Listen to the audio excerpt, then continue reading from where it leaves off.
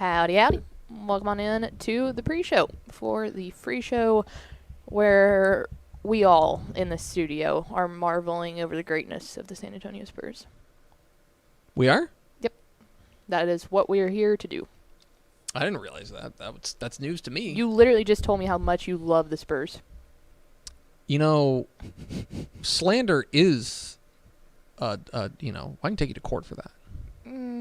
That would be a lot of work on your part. You know how petty I am. Okay, look, yeah, I guess if there is one thing that you and Ish, I'll put you and Ish in this category. You'll go to the nth degree to do something petty. I will. Like, for example. Or Step. Step needs to be thrown in there, too. Yesterday we put up the watch-along graphic. Go and throw up the watch-along if you can find it. Yeah. I don't know if you still got it. Yeah. But we put up the watch-along graphic. We're having a watch-along on Thursday, if you didn't know. El Campo and Lindale, come watch it with us. We're going to be McKinney coach Marcus Shavers, who we all adore. Aaron Hardigan, who is my girl, will also be there. Pickle and I, and then Mike Craven. And you may notice on this graphic that Mike Craven is in black and white. That is because that's the only headshot I could find of him. So he called me out on it. And so now I'm going to go and I'm going to color it in a bunch of different weird colors. And I'm going to say, fixed it. Because I am that kind of guy. Anyway, Thursday. Be sure to be here for the watch along, El Campo and Lindale. And on Tep and Step last night, the new episode of Tep and Step is up your area around preview. Step, I don't want to. No, blow up his spot. I don't want to. Please go listen to it. But you know how we do the game drafts? We go back and forth selecting games. Pick 1-1 for him, Lindale and El Campo. Oh, there we go. And he thinks it's going to be very pointsy, and I am of the opinion. Hashtag pointsy. It's going to be pointsy. I think it's going to be pointsy. Anyway, welcome on into the pre-show before the free show. I'm Greg. Last night, we were watching. We being me and my wife, not me and Pickle. No, I should be clear. Yeah, no, I was. I mean, you could have come over if you wanted to. My wife likes you, but like. My wife. But it, so we watched, The Great North. Are you familiar with The Great North? You tell me about this. Is Yes. it HBO? No, it's that's a Fox show. It's a okay. Fox. Okay. You have told me about this It's a multiple Fox times. by the people who do Bob's Burgers, and it's Nice. and it takes place in Alaska. It's all very good. And I guess my question for you is, based on the episode of that, do you ever feel bad catching a fish? No. Really? Not at all. Now let me say. Okay, so big fisher people. That's the Pickle family. Well, like fisherman, fisherwoman, I guess. Like Fisher humans. Yeah, fisher humans. We're big on fishing. We were never big into hunting. We're super big into fishing. Yeah, the people who are into hunting, like that's just I don't have any sort of like real moral stand on it. Like if that's your thing, cool. That's just never that. You know what it's like? That feels like skiing in the sense that it people feels like love it's it. a lot of work. Yeah. It's a lot of work, and it can be a lot of money. And I'm just like, I don't want to put that kind of effort into it. Yeah. No, we were never, and that's, I mean, growing up in Llano, a ton of people travel to Llano every year to go deer hunting. Like they call it the deer capital of the world or whatever. But yeah, we're never big hunters, big fishers though. But the thing is we always did it for just fun, like a big catch and release people. My dad has gotten more into keeping it, and we'll do a fish fry over the summer or something like that. But I never felt bad catching the fish because we would literally catch it, take a picture, and put it right back in the water. So okay. Even then, I don't feel bad. I told you Hank caught a fish, right? Yeah. Yeah. It was a, like I was happy for him. I was proud of him, and things like that. But it was a little bit, I was like, it was very much catch and release, and Hank did not want anything to do with that fish because it's like flopping around on stuff like that. He's like, whoa, no, homie, don't play that. I'm not about that life. But perch are mean little things too. They've got the little spiky fin. They can hurt you. Yep, I know all those words. I do, and I know exactly what you're talking about. But I don't know. I like, fish are people too. No, they're not. Okay, well, they're quite literally fish. I just don't know. I just don't know what. There's an abundance of them. Is there? Are there enough? Yeah. Do we need more fish? No, we might need more of certain types of fish. Look. There's an election coming up here in Texas. Okay, it's going to be probably Governor Abbott up against either Beto O'Rourke or Matthew McConaughey. What if instead we elected a fish? That's not how that works. You don't know that. I We've do. never tried. Like, will you open your mind? Like, that's the problem. That's the problem with this two-party system. Is you're stuck into a red, blue, and I'm telling you, don't think blue, think deep blue sea. You are canceled. We are canceling you. You are now a part of cancel culture. I am officially canceling you. I'm just saying, let's consider a fish for the highest office in the land. Yeah. We'll keep That's as personal close- opinions. That's as close to politics. That's as Yeah. close to politics as I'm going to get. Elect a fish to your school board or something like that. Yeah. I don't know. Well, they do have. No, seriously, one state does. Their governor's a dog. It's not a. No, it's a mayor. There's Mayor. a Okay, mayor of a town. Yeah. Yeah, there's a mayor of Yeah. a town. The So- mayor's a dog. And you know what? I bet that town's doing great. Hold on. Mayor dog. of town I think dog. it's somewhere in California, maybe. Non-human electoral candidates. There's a whole Wikipedia page on it. I'm sure Harambe was on there at some point. Honorary mayor. I don't want that. Here we go. In March 2019, a 3-year-old Nubian goat named Lincoln was elected mayor of Fairhaven, Vermont, defeating a Samoyed dog named Sammy by 2 votes. Oh man. Tight race there. The goat, if and you know will. what? And you know what? I bet Lincoln the goat, which by the way that makes sense because of the beard. Right? Yeah. Uh-huh. I bet they put a little hat on him too. I'm just saying. Let's see how things are going in Fairhaven, Vermont. Fairhaven, Vermont. Seems like things are going great. Ohio. Okay, someone said Ohio State elected a cow as prom queen. There's a lot. Let me ask you a question. There's a As a former homecoming queen, how do you feel about that? Well, I mean, good on you, cow. I feel like if anywhere would have done that, it would have been Llano. Good on you, Cal. The official statement of Dave Campbell's Texas Football. Good on you, Cal. You know what? I need like Hereford or Graham or who else is like Yeah, well- the Longhorns or Early. Yeah. or Schulenburg, Yeah. right? Schulenburg. It's the Shorthorns, right? I feel like whenever they do something like whenever they win a game, our response needs to be good on you, Cal. If you don't drop that once on Bally on Friday, If Schulenburg I would be wins, so mad. Who's Schulenburg playing? Because they beat Mason last They week. did. If Schulenburg wins, Good on you, Cal. if I better Schulenburg finish. beats Kennedy, and I think that's gonna be close. It's a Yeah. tight game.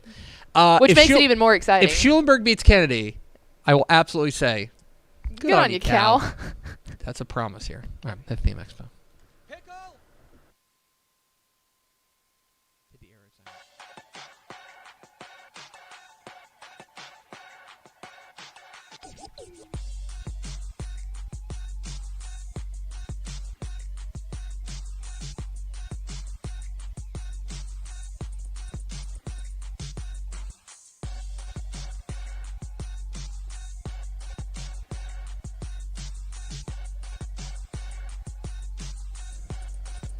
Yes, y'all.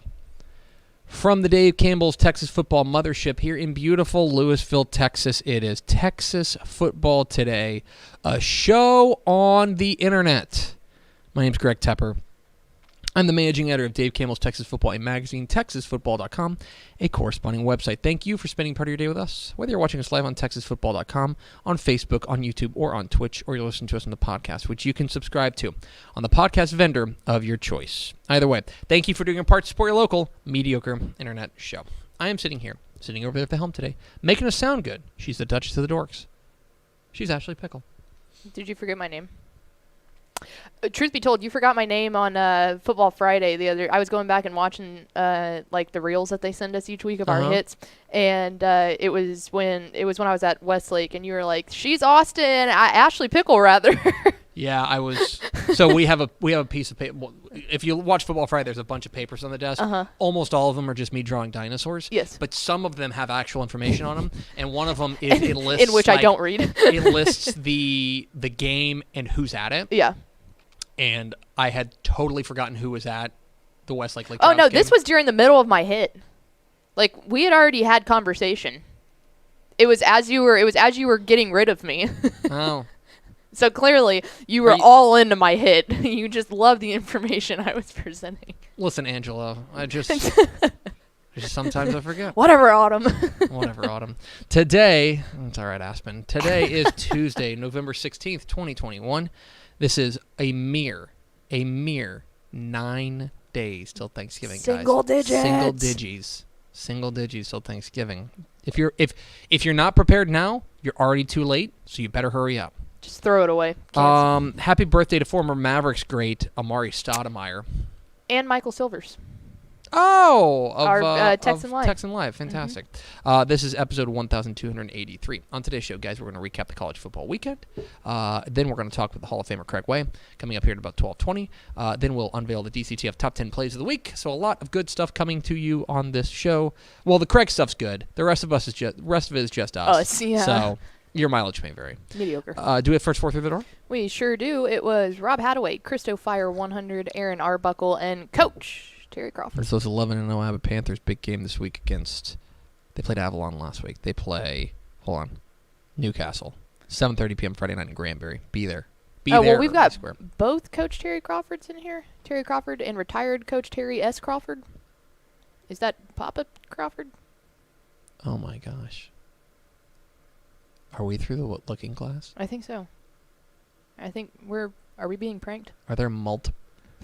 Maybe that Do we explains. get to meet Ashton Kutcher? Maybe that's why Maybe that explains why they're 11-0. They got two coaches. Mm-hmm. All right, Pickle. Let's get some college football stuff, right? Yeah, let's recap. Talk a little bit of college football. The week has come and gone in college football, and we're going to talk a little bit about what happened. Survey the wreckage with our college football recap. Pickle, where are we starting? We're going to start in the Big 12, where how about them Baylor Bears? The question was, what happens when Caleb Williams faces an actual good defense, and with a 27-14 win, they take down Oklahoma? Yeah. Tremendous. I mean, look, we kind of asked the important question, and we kind of nailed it.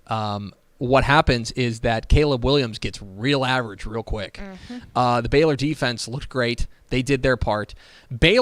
Actually both Oklahoma and Baylor left some points on the board in the first half.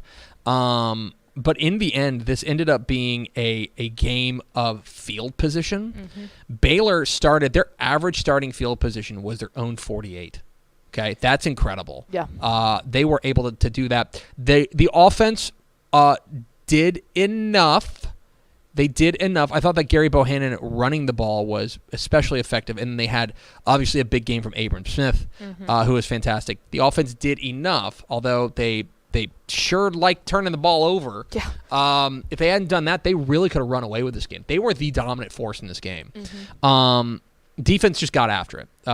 They generated 9 sacks. They were all over the place, and Caleb Williams was so flustered and so ineffective that they benched him. They brought in Spencer Rattler. The crowd was chanting Spencer Rattler, and that just shows a program that is confused. It's in a weird spot. Yeah. And so Baylor now is in they're in a spot where they can still make the Big 12 championship game. Mm-hmm. They got to do their part. They got to win out. But with Oklahoma State, depending on how things go, they need Oklahoma State to beat Oklahoma in Bedlam. Yes. And then things get a little bit interesting that maybe with tiebreakers they're able to get in. So a lot on the line here, but they were able to do what, be the best defense that Caleb Williams has faced, and it showed. He looked super normal and super average. And they were able to really mitigate him. And furthermore, give them a lot of credit. They were not able, basically they weren't able to run the ball. Kennedy Brooks ends up with 110 yards. I think a lot of those were in garbage time, and a lot of those were ineffective yards. They were not able to run the ball effectively in any sort of way. So a fantastic win for Baylor, and yeah, good stuff from the Bears. What's next, Pickle? Up next, let's go with SMU. The question was, what's the biggest difference between good SMU and bad SMU? Another one we nailed. We really did, because we saw good SMU 55-28 win over UCF, and it was, and do you know what they did? Do you remember what we said? What they did? They ran the ball. Yep. And they Ulysses ran the ball Bentley effectively. Had a day. Ulysses Bentley was great. Trey Siggers was great. They ran the ball effectively. When they run the ball effectively, they are good. Like, they're a really good team. They're an outstanding offense. When they don't put everything on the line for Tanner Mordecai. Now, Tanner Mordecai got his, too, threw for 361 and 3 touchdowns. They were able to get Preston Stone a little bit of run late in the game because they had run away from UCF. But that's the name of the game. When they run the ball effectively, they are a dangerous team. Yep. When they don't run the ball effectively, they're pretty mediocre, and they can get beat by anybody. And they've got big tests coming up next. So now they get Cincinnati. They can ruin the season for the Bearcats. And so this is the AAC championship game is still out of reach. Houston's clinched to get in, but if you want to talk about having a huge impact on a national scale, they've got an opportunity this week. But SMU ran the ball well, and they won. Surprise, surprise. What's next, Pickle? Up next, we'll stick in that same conference there. The question was over-under on 5.5 sacks for Houston, and they whooped up on Temple 37-8. Yes, but we have bad news. They did not. Boy, they only had 1 sack. Yeah, okay, well then Craven was right because he took the under. He said 6 was a whole lot. Well, now hold on. Now, because the thing I'm looking at, let me look at this. The thing I'm looking at was it filters out garbage time, and that game got to garbage time in a hurry. So let me see if I can find that. Let me see. You're listening to live coverage of me looking up how many sacks Houston had last week. It was a really, really good win for them. Oh, absolutely. I mean, they played a bad Temple team, and they treated them like a bad Temple team. Which there are other teams that did not do that, and so give them a lot of credit. As far as sacks are concerned, it looks like they only had the 1. Yeah, they only had the 1 sack. So in my you face, were and the biggest problem, which Craven nailed. Yes, absolutely. They only threw the ball 25 times. Yep. So it just doesn't. To get to 5 sacks, to get to 6, to get to 5 sacks, they would have had to sack them on 1 and have a 20% sack rate. That was not going to happen. No. Right. I guess technically they had 26 dropbacks because they had the 1 sack. So yeah, overall a dominant effort from Houston.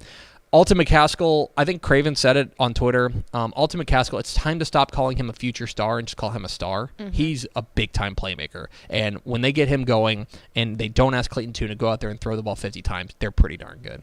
Now they get a game this week against a team. Who they play? They should win out. Yeah, they get Memphis. They get Memphis. Memphis is a team that it's been down, scuffling. Yeah. They should win, and they get UConn, and they should launch them into the sun. And then they get the AAC championship game likely against Cincinnati. So big time doings there, and a fantastic win for them over Temple. What is next? Let's head on over to Conference USA. The question was, is Bloom on the hot seat? Bloom. And 42-21 loss against Western Kentucky, but they hung in. They hung in this game. That score doesn't look terrible. No, but they hung in this game, and actually in that first, I want to say at the end of 1, it was like 7-0 Rice or something like that. But then they kind of took flight, and the offense really got going. Bailey Zappi was nuts in this game, which we've become accustomed to. That's just kind of what he does. God, blood, why are you doing that? I hate autoplay. But this is Bailey Zappi threw for 42 and 5. He'll do that on him, and the offense just was never going to keep up. It was always going to be up to the defense to keep them in the ball game. It was 28-0 at halftime, and then they made it. They kind of ran away. Yeah, and the question itself is weird. Is Bloom on the hot seat? Because slightly, we never know how to answer this just in general, but I don't think this game necessarily made it any worse. This game didn't have an effect on that question. They were probably going to lose that game. And then the other thing for Rice is that Rice is such a unique situation because of, I hope Bloom's not listening. It's very clear that, in the grand scheme of things, football is a thing that Rice does. Yes. It is not necessarily the end-all, be-all. It is not it is not like, for example, at Texas A&M, where it is very clearly just a giant priority, right, is football. Rice is just not that way. And so, you wonder, their academic standards alone make it difficult. You remember, it's a big deal. Mike Bloomgren is the head coach there, but he has a title. And his title is hold on, let me see if I can find this real quick. He is the Dunleavy family head football coach. That is a grant that a family has donated money to Rice for the specific purpose of paying the football coach, right? That doesn't happen anywhere else. No. And they do it because that's just the situation there at Rice is that there's the university as a whole is not going to say, let's dump a bunch of money into the football program. So it's an interesting situation. I don't think he's on the hot seat, but I mean they're going to go 3-9 or 4-8 this year, and it'll be ugly. But I don't know. They're such an odd team. That's this year always too. They just haven't been a able to wins get or caught. win. Yeah. Like as long as you have numbers in the win column, it's kind of I guess like that's okay, right. good job. What's you know? next, Pickle? Up next, let's head over to Texas State. At this point, what would constitute a successful finish for Texas State? And man, 38-30 against Georgia Southern. Yeah, just don't quit. I think is what we kind of Yeah, landed they on. almost had it. They almost had it. They had a great opportunity in this game to do it, but in the end, they just were not able to get enough from Tyler Vitt. That's really the big problem. And then look, the defense kind of got gashed in this game to the tune of 441 yards. They were able to Georgia Southern was really able to do a little bit of anything they wanted offensively. I have some questions about the defense, and that brings up a really a difficult conversation, because do you know who the defensive coordinator at Texas State is? No, I do not. It's Zach Spavital. Ah, yes. So things could get real awkward there. Thanksgiving doesn't look fun that way. Things could get real awkward because I think the defense has regressed as the season has gone on. It's not the only thing that's wrong, but there needs to be changes down there at Texas State. I will say that we talked about what constitutes success is don't quit. I don't feel like they quit in this game. I feel like they fought till the end, and so that's certainly something, but certainly a disappointing season there or disappointing result there in a game that you probably could have won there against Georgia Southern. And I guess the don't quit works perfectly with don't quit in the rest of the game. Yes. Like don't quit on the season just because this one didn't necessarily go your way. Exactly right. What's next, Pickle? Up next, back to Conference USA, and boy howdy, you could not have been more wrong on this question. Oh my gosh. Question was, UTSA, you want to see a dead body? Talk about playing with your food. 27-17, they pull it out against Southern Miss. And when we say pull it out, like It was 17-17 in the fourth quarter. they legitimately almost flubbed their entire season on this. I mean, they were Against probably the worst team in Conference USA. an objectively bad team. I mean, they're objectively bad. And I don't know what happened. I'll be honest. I've seen 0 plays from this game. I'll be honest, because I was at a wedding and I got basically an alert that said like, hey, check out the fourth quarter of this game. It's 17-17. I was like, whoa. Yeah, literally in the second half, Craven said, "I'm gonna puke." I mean, here's the thing. They were not able to run the ball with any sort of effectiveness at all. Like, give credit to Texas Southern or Southern Miss. They were able to shut down the running game. And so then a lot of it came down to Frank Harris. And Frank Harris, he's not the guy you want out there to say, we need you to go win this game for us. They need to have that balance offensively. Now, look, all's well that ends well. The defense held them in the game when the offense was just peeing down their leg all game. They turned the ball over 3 times. It was an ugly affair. Now, what do we say on this show? Win your clunkers. Win your clunkers.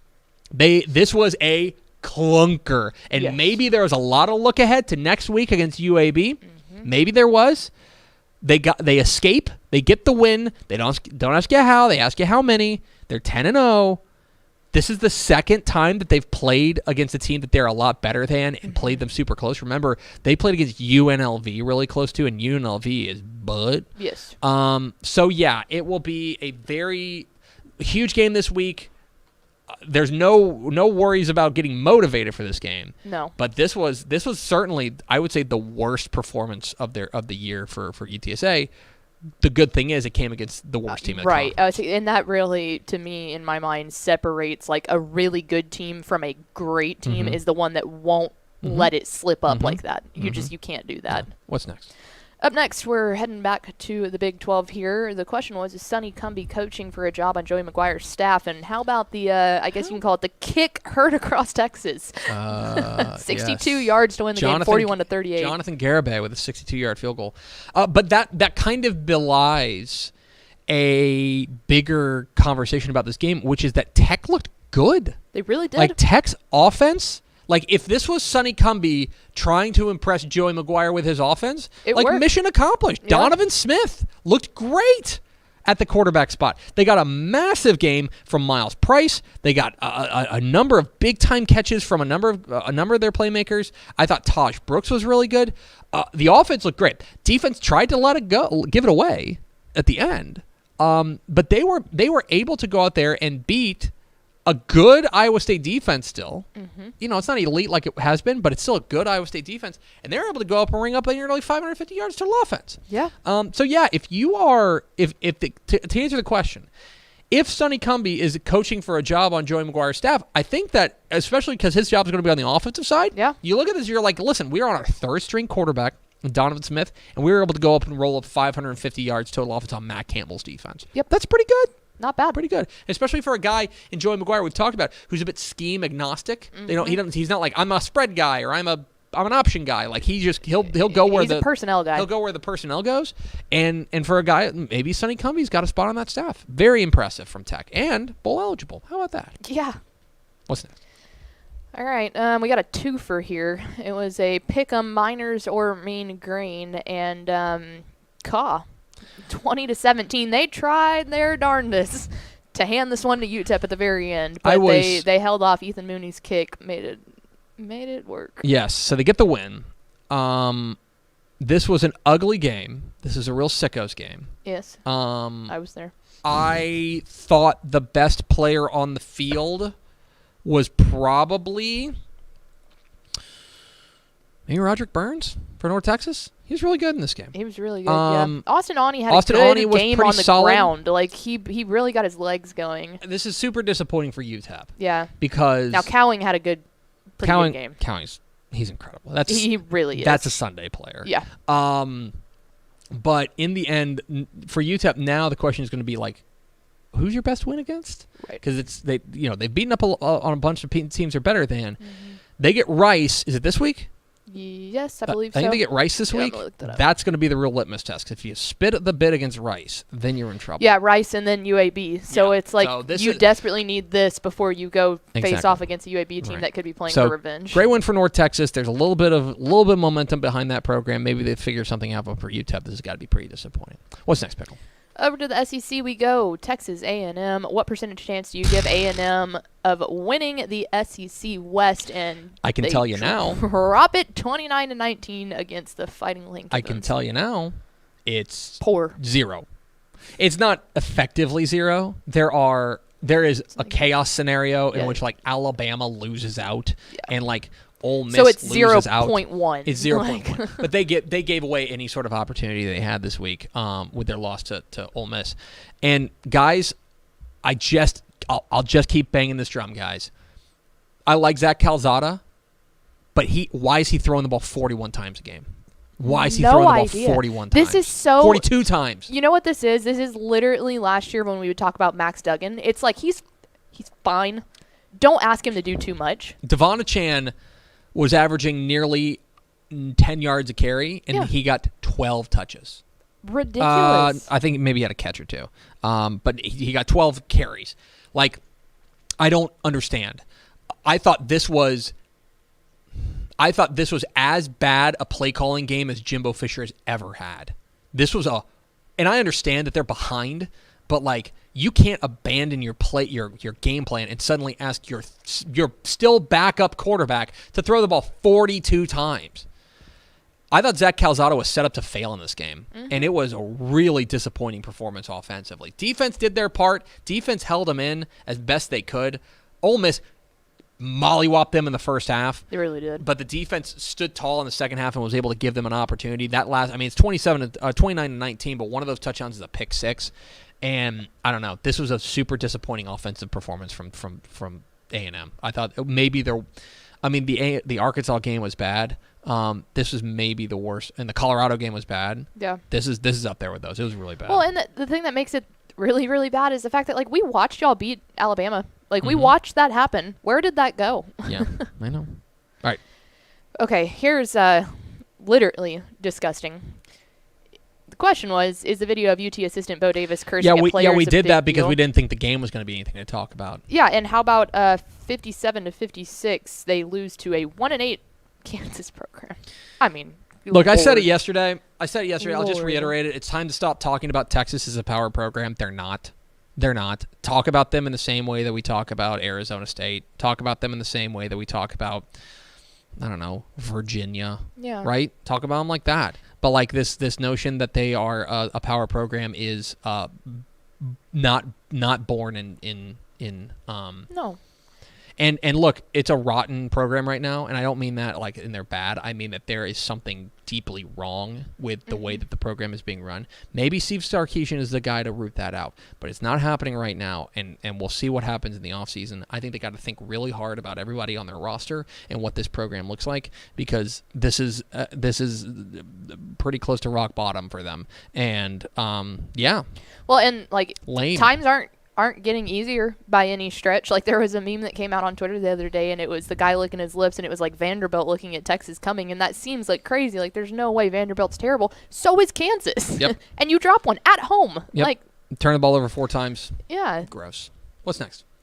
And finally, back to the Big 12. We stick with them here. Who would you start, Max Duggan or Chandler Morris? And Well, they just absolutely got wrecked by Oklahoma State, 63-17. you know what's crazy? This team last week beat Baylor. Yes, who just beat Oklahoma. Now they started Chandler Morris. Chandler Morris, I don't know, the magic wore off. Yeah. They were not able to run the ball. They didn't have Zach Evans. It was just, Look, I mean, give credit to Oklahoma State, who ran roughshod over them. They ran for 447 yards and 8 touchdowns. So give the credit to them, but yuck. Anyway, there's a fun look at college football. yeah. We're Texas Football Today. We're here every weekday at noon on TexasFootball.com, talking football in the Lone Star State. You can follow us on Twitter at DCTF, like us on Facebook, Facebook.com/Dave Campbells. Follow us on Instagram, Instagram.com/Dave Campbells, and of course, see us at TexasFootball.com. Pickle, Dairy Max, and Dave Campbell's Texas Football are proud to team up this year to honor excellence in coaching and the hard work that assistant coaches put in on behalf of their teams. Each week, the Texas Football staff nominates 4 deserving assistant coaches for the Dairy Max Built by Chocolate Milk Assistant Coach of the Week, and let fans decide on the winner via Twitter poll. It all leads up to the Dairy Max Built by Chocolate Milk Assistant Coach of the Year, decided at season's end. Your Week 12 Dairy Max Built by Chocolate Milk Assistant Coach of the Week nominees: Austin Bowie defensive coordinator Darren Pittman. The Bulldogs defense dominated Round Rock in their first-round playoff game, fueling a 13-3 upset win. Stanton offensive coordinator Graydon Long. Miguel Moreno ran for 3 touchdowns, and the Buffalo's ground attack punished previously unbeaten Childress in a 39-34 upset victory. Kaufman defensive coordinator Robert Haynes. The Lions defense held Dallas Carter to just 191 yards of total offense and forced 3 turnovers in a 24-0 victory. And finally, Wascom offense coordinator Jeremy Kubiak. The Wildcats' flexbone offense was cooking in their playoff opener, running for 358 yards and 7 scores in a 62-7 romp over Corrigan Camden. So those are your Dairy Max Built by Chocolate Milk Assistant Coach of the Week nominees. Vote now on Twitter at DCTF. Pickle, let's go to the hotline. And let's talk to the Texas High School Football Hall of Famer. You can hear him on the horn in Austin every weekday, and he is my co-host alongside Rick Renner on High School Scoreboard Live on Bally Sports Southwest. We go live to Craig Way. Craig, how are you, my friend? I'm good, and apparently, yeah, it's a busy time for me this time of year, but I'm told you're about as busy as it gets these days in your little corner of the woods. Dude. Well, now, correct me now, because here's the thing. People know you as the voice of the Texas Longhorns, and they may think, oh, cool, he gets to call 12 football games a year. That seems like a fun job. Correct me if I'm wrong. Were you in California on Sunday? I was. There was that Texas football game on Saturday night, which from the Texas perspective was anything but fun. You could call it a that game. You mentioned. Yeah. And I got home a little after midnight, but I was back up at 4 to catch a 6 a.m. flight to San Jose, and then zipped up to Palo Alto to call a thrilling basketball game. The 25th ranked Texas women knocked off the 3rd ranked team in the country and defending national champion Stanford on their home floor when they were raising their championship banner and all that stuff. So, while there are disappointing moments in a football season or a men's basketball season or a women's basketball season or a baseball season, chances are there's probably a good moment not too far right around the corner. So, I always have faith in that. Same thing with the Texas high school football playoffs. We talk about the playoffs being what they are, and for all of the status quo that happens, you do have the upsets that happen. And for all the status quo that happens, here's some reality for you, Tep. Either El Paso Eastlake or Boswell High is going to be in the Sweet 16 next week. So try that one on for size. It is a representation of what was a wild first round of the Texas high school football playoffs. And so I'll just lay it out to you like this. I made the declaration yesterday that I thought that this past weekend was the wildest first round of the Texas high school football playoffs in modern history, which I would say is when they started taking 4 teams to the playoffs. Can you remember a first round that was this chock full of calamity and chaos as we had this past week? In the collective, and that's the key, the answer is absolutely not.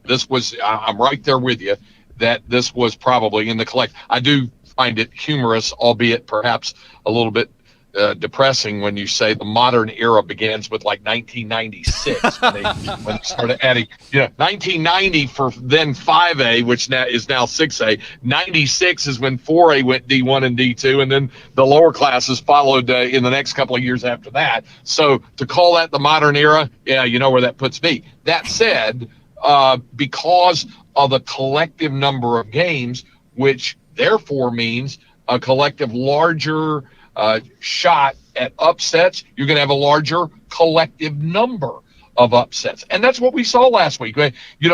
We've probably had some years where 2 top 5 ranked schools in their respective classifications and or divisions got knocked out in round 1, but it's all the other ones. I think it's all the other ones where you had teams that were, according to the computer, supposed to win by a touchdown or 2 or more, and it didn't happen, and there were stunners. So I think it was the sum of the parts that made it the wildest, woolliest, hairiest first round of the playoffs, probably in Texas high school football playoff history, if nothing else, because, to use your phraseology, in the modern era, you haven't had that many collective upsets on the first Friday night.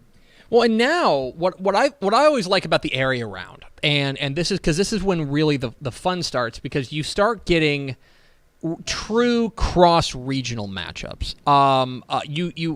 In bi-district, you may have played these teams in non-district, right? There are a couple of non-district, or non-district rematches in the bi-district round. Right now, you're starting, because you're branching out into the brackets, you're starting to get these cross-regional matchups. Texas High is playing Texas City in Lufkin, because that's just where you would meet if you were driving between those two. Teams like Midland Legacy taking on South Lake Carroll, and you're starting to get, I think, one of the things that I know you keep an eye on is you're starting to get those true blue Austin versus San Antonio games, which have traditionally, at least in recent memory, gone the way of the capital city. And so for me, one of the fun things that starts this week that maybe we didn't get a ton of last week is you truly get that, I don't want to say culture shock, but you get teams from far-flung areas, at least from where you are locally, that are coming to town, and you get a new opportunity to play teams that you otherwise would never have seen before. And you can point to one overriding factor for that, Tep. For that to happen at the area round, the reason why that happens the way it is because of the division split. Mm-hmm. That's why. Yes. The number of teams paired down. I can remember, talk about the Paleozoic era. I mean, I remember back, in the early 80s when what was called, they would have the bi-district round of the playoffs, say at the 5A level, then you'd have an area game, and the area game would often match in the Dallas-Fort Worth area to DISD schools in the area round, and they used to refer to it as the unofficial city championship, if you will. But that was round 2 that you would have that, and certainly you still have some of that, I think, in some of the larger classifications, but since they've gone to the division split, you've got more far-flung areas because of the way the divisional breakout concerned. If you were to combine 5A, 1, and D2 and put it together in one bracket, you wouldn't have that kind of disparity that you just laid out, Texas High against Texas City. You wouldn't have it. You would still have teams pretty regionally area. I will tell you this, though. Here's the other thing that you will get, and that's that rounding the far turn and coming back home element that happens when you get to round 3 in the division format, to the extent that, to use your example, the greater Austin area, you could have in 2 classifications, in 2 different divisions, an 11-5AD1 and I believe 14-5AD2, you could have 2 all greater Austin area matchups in the Sweet 16 next week. One out of one single district, 11-5AD1, the other out of 13 and 14-5AD2. That's because of the way the bracketing is done now, and it fans out, but you circle back around and play the area teams, not just in the quarterfinals like it's always been, but in the third round it would happen, and then the possibility of the 4th round as well. So it all eventually circles back home, but you're right, in round 2, you go out a little bit before you come back in. Yeah, it's a little bit more longer bus ride for a lot of these teams in round 2. We're talking with Craig Way, the Texas High School Football Hall of Famer, here on Texas Football Today. Get involved in the conversation, hashtag TF Today.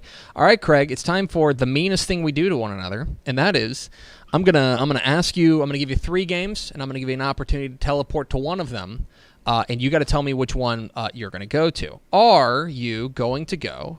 I believe this game's in Tyler. I believe our own Ashley Pickle is going to be there. And Matt Stepp. At Trinity Mother Frances Rose Stadium as College Station takes on Frisco Lone Star in a top 5 matchup. Or are you going to go to Green Stadium in Bryan as Manville takes on Pflugerville Weiss in a super sneaky fun game? Or, and this is where I get you. This is the mean part. You're mean.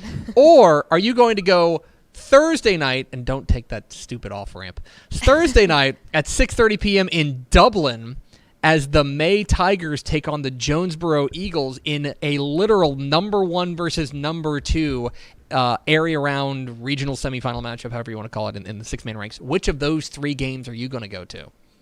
Yeah, that's a great call there. I've been kind of trembling when I saw it working on the horizon, but I might resist the temptation to go have a burger with Pickle and catch the one in Tyler, and instead opt for Weiss and Manville. Because, just as you tweeted yesterday, Tep, to see, between Rockwall and DeSoto, your bold prediction that the final score would not be 3-0, and I said might not be 33-30. It could be a lot higher than that. Same deal here. I think don't you think that Manville and Weiss will be loading up the scoreboard with some points? I'll give you another one to keep an eye on. 2 teams with eyebrow-raising wins. Yeah, Georgetown and who am I forgetting? Georgetown is going to play Fort Bend Hightower. Fort Bend Hightower. That's it. And so they're playing Hightower. You got Georgetown. I know you were impressed with Darson Herman. Darson Herman, who last week against Dripping Springs accounted for all 9 touchdowns, but only 3 were through the air. He ran for 6 and passed for 3. So how crazy is that? Yeah, and that was it's so funny because of course you and I called the game for Texans Live in week 11 of Pflugerville Weiss and Georgetown. And I think both of us came away being like, boy, you know what? Both these offenses they're cooking. And then like week 1 of playoffs, they're like, yeah, both offenses looking pretty good. They have not skipped a beat now that the playoffs have arrived.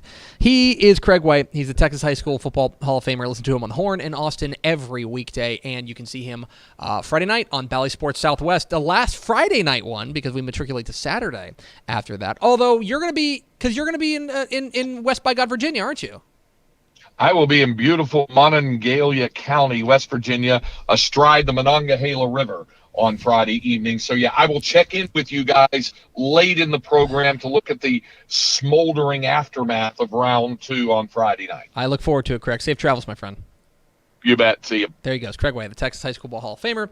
Joins us every Tuesday here on Texas Football Today. I'm glad that I'm not crazy and that I thought and that he also think. Okay. I'm glad I'm not. I'm okay, let me rephrase. I'm glad I'm not wrong in my. Hold on. Let me finish. I'm glad I'm not wrong on this point. Okay. that it was the wildest first round of the Texas high school football playoffs in the modern history. That Craig agrees with me. Yeah. right? Oh, yeah. If Craig says it, On then it's that point, then it's accurate. I am not wrong. Okay, for Wrong once, a lot. for once, I'll give you Wrong that. a lot. Not on that point. Only for the sake of Craig. Anyway, we appreciate Craig White hopping on with us.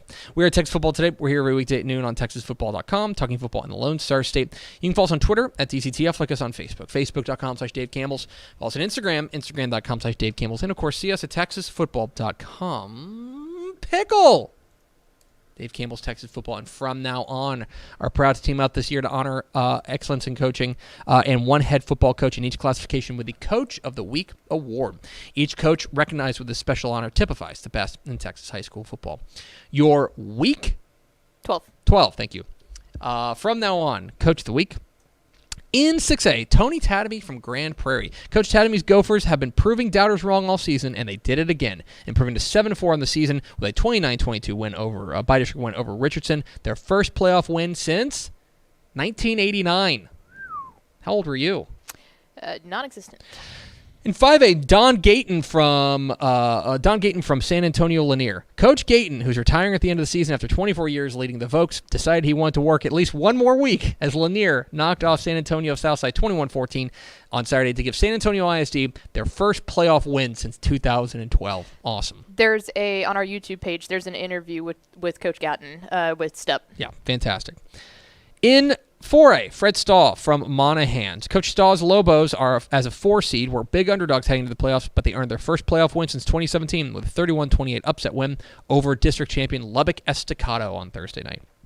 In 3A, Jimmy Mitchell from Edna. Coach Mitchell's Cowboys entered the playoffs as the favorite in Region 4 of 3A Division 1 and did nothing to make us think otherwise with a dominating 67-21 win over Bishop. In 2A, Jason Hody from Burton. 4th-seeded Burton wasn't your average 4 seed due to forfeits. The Panthers on paper finished 2-8, but Coach Hody's Panthers didn't let the disappointment of offseason losses damper their playoff hopes as they rallied to knock off District 14 2A Division 2 champion Christoval 30-29. And in 1A, Jeb Dixon from Oglesby. Coach Dixon's Tigers made some local history on Thursday, knocking off Calvert 48-30 to earn the program's first win ever over the vaunted Trojans, erasing a 14-game losing streak to Calvert. And in the private school ranks, Matt Cheshire from Lucas Christian. In one of the most exciting first-round playoff matchups in the private school ranks, Cheshire's Warriors improved to 10-0 with a resounding 69-22 win over Waco Vanguard. So those are your from now on coaches of the week. Congratulations to all the coaches, and thanks for what you do for players, schools, and communities. For more information on how your school can get a one-stop shop experience that transforms how it connects with fans and communities, visit from-now-on.com. One last thing to do today, Pickle, and that is to roll out the DCTF Top 10 Plays of the Week. We do thank you for using hashtag DCTF Top 10 to tell us about these plays. Pickle goes into the lab, and she gathers them all up, and then she sorts through them. She sifts through them. She uses she's got a big highlight machine. Remember like the George Michael sports machine? Anybody remember that? You throw it into the machine, and it's got this like formula that goes through, and it calculates a lot scientifically. Of beep, beep, beep, boop. Yeah. A lot of beep, scientifically picks out the 10 best plays of the week. Yes, we have that here. We made the investment. Here's the by-district round DCTF Top 10 Plays of the Week here on Texas Football Today. From the top hash, snap, hold, kick is up, on the way. No. It is good. Wow! And plenty of room to spare. What a boot on Helen. And Johnson takes the lead. 3rd and 13.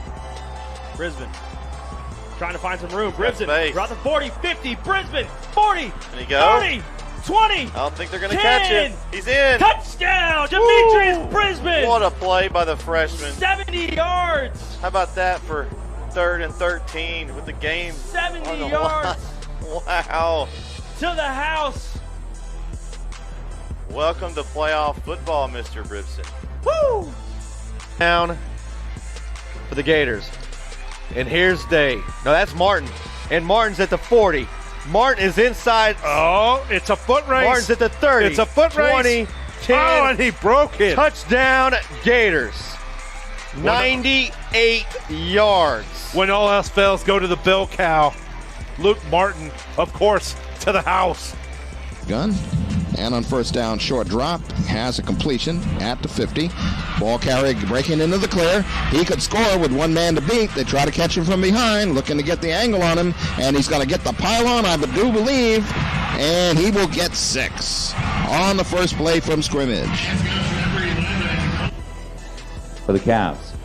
And a handoff to DJ, headed left. DJ makes one miss, and another one. There's DJ tiptoeing down the sideline, 25-20. DJ to the 10. DJ is hit, but did he get in? No signal yet. Touchdown, Lake Travis.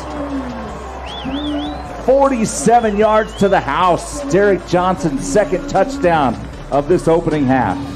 Grove Indians go back to work. Cole Crippen takes it, drops back to throw. Throws upside, and he's got a catch down near the 10-yard line. And the ball carrier is breaking a tackle and hitting the pylon. Ladies and gentlemen, 2 throws, 2 catches, 2 touchdowns. And this game could be over before the first quarter at that rate. Garlock here on 2nd and 10, evades the rush, fires high, tipped and picked off by Westfield. Yeah, so they go basically a wide receiver screen right there out to the slot on a retraced bubble route. And honestly, the pressure from the Westfield Mustangs, the height of the defensive line. 1st and 10 at the 25. Rodriguez goes in motion to the top side. Fumble! Cedar Park has it. And that's the ball game. Oh, no.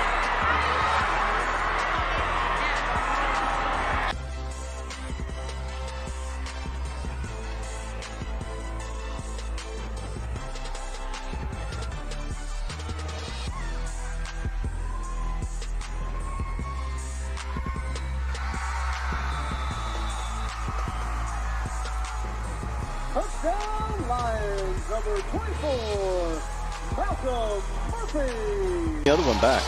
3rd and 4 with 5 receivers in the lineup. Play clock down to 5.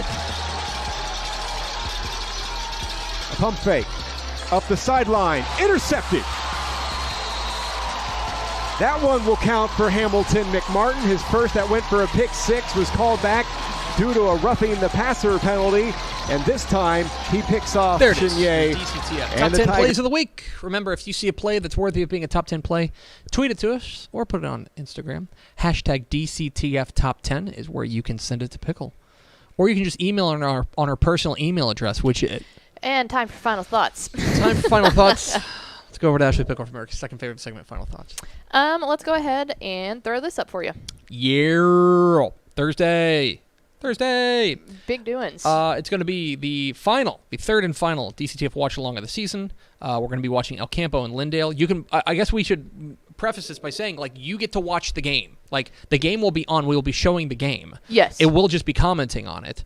And it'll be an all-star cast of McKinney coach Marcus Shavers, Bally Sports Southwest, our friend Aaron Hardigan, myself, Ashley Pickle, and the ghost of Mike Craven will be joining you here. You can watch it live for free, courtesy of our friends at Texan Live, on Facebook, on YouTube, or on Twitch. Wherever you're watching this show right now, like literally listening to my voice, whatever platform you're on, you can also listen to that. Although if you're listening to the podcast, we're not going to podcast the show. No. So make sure you go and watch the DCTF watch along with us Thursday night. Pickles in Charge Pizza again. Yeah. And so we will be here hanging out with Coach Shavers, our friend Aaron Hardigan, myself, Pickle, and the ghost of Mike Craven. So. Yeah. So if you have also too, like if you have any friends that are like interested in getting into high school football, this is a great way to do it. It's going to be a fun game. Look, there's a lot of reasons to watch this game. I think it's going to be pointsy. I think it's going to be competitive. I also think that if you're just a recruit hound, you've got Ruben Owens, who's one of the very best prospects in the class of 2023. You can watch him, the El Campo running back. A lot of reasons to get in. Tell your friends to come along and watch. A good opportunity to get people into high school football if they've never watched a game, or if you got an uncle in like Connecticut who's like interested in high school football and is like, I wonder what Texas is like. Yeah, this is Tell them exactly you can watch where it for to go. free and give them an opportunity. And then we hope you'll visit TexanLive.com and check out all the other games that we are going to have cooking this playoffs. So it's going to do it for us. Thanks for spending a little bit of your day with us. Follow us on Twitter at DCTF. Like us on Facebook, Facebook.com/Dave Campbell's. Follow us on Instagram, Instagram.com/Dave Campbell's. And, of course, see us at TexasFootball.com. Thanks again to the Hall of Famer Craig Way for being our guest. For Ashley Pickle, I'm Greg Tepper. Vince Young, please get your Player of the Year trophy. We'll see you tomorrow on Texas Football Today.